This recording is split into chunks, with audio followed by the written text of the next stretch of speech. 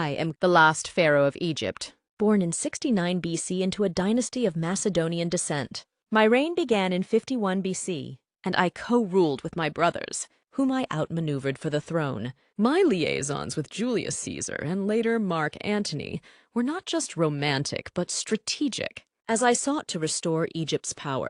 Under my rule, Egypt thrived culturally and economically. I am remembered not only for my political acumen, but also for embodying the opulence and intelligence of my kingdom. My life ended in 30 BC, marking the end of the Ptolemaic dynasty and the beginning of Roman dominion over Egypt. Please consider subscribing to stay updated with our latest content. I am Alexander, born in 356 BC in the ancient city of Pella, Macedonia. My father, King Philip II, prepared me for a life of leadership and educating me under the tutelage of Aristotle. I became king at the age of 20 after Philip's assassination. My ambition led me across Asia Minor, Egypt, and Persia, conquering lands and spreading Greek culture. I reached as far as India, founding over 20 cities named Alexandria. My conquests merged cultures, but my journey ended in Babylon at 32, leaving a legacy that reshaped the ancient world. The tale of a humble lad born into the illustrious Caesar clan. None other than yours truly, Julius Caesar himself. Picture it, 100 BCE, a time of togas and triumphs, when Rome was but a playground for ambitious souls like mine. In my youth, I was a lad with grand dreams and a stomach full of ambition. With a twinkle in my eye and a sword at my side, I ventured forth into the world, seeking glory on the battlefield and fame in the political arena. And oh, did I find it!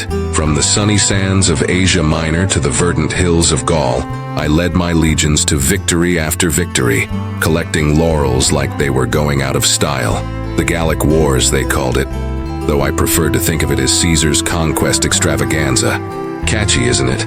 But alas, every hero needs a worthy adversary, and mine came in the form of Pompey the Great, a fellow with a knack for getting in my way.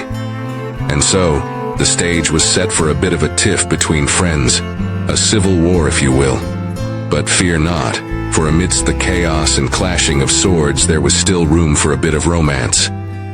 Ah, Cleopatra, the Queen of the Nile. She had a way with hieroglyphs, let me tell you. But as they say, all good things must come to an end, and mine came in the form of a sharp dagger or two. Yes, the Ides of March. Not exactly my favorite day on the calendar, I must say. But hey, at least I went out with a bang, right? So there you have it, my friends, the tale of Julius Caesar. Conqueror, politician, lover, and occasional target for disgruntled senators. But fear not, for even in death I shall live on, in statues, in history books, and perhaps even in the odd ghost story or two. Still causing trouble from beyond the grave.